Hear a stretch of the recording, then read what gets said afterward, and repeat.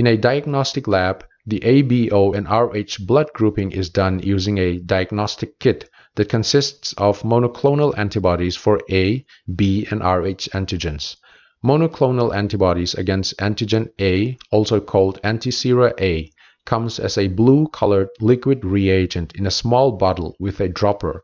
Monoclonal antibodies against antigen B, also called antisera B, comes in yellow color, while the anti-RHD monoclonal antibodies against RHD antigens, also called antisera D, is a colorless reagent. All the color codes are universal standards.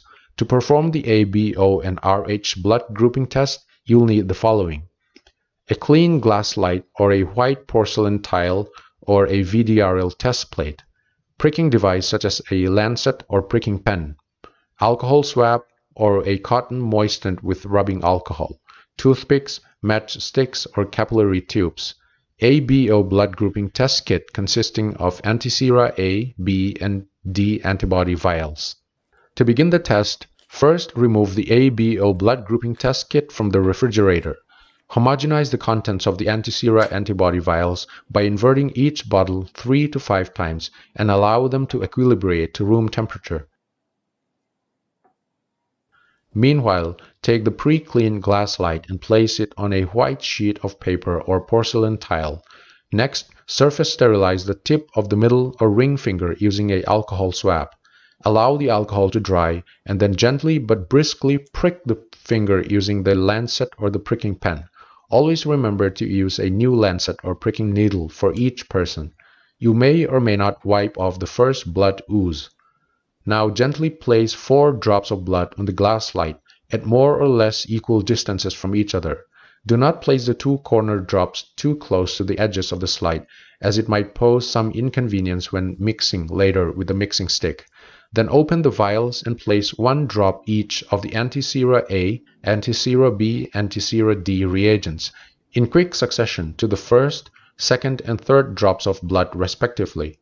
To the 4th blood drop, which is the negative control, add nothing else but a drop of normal saline.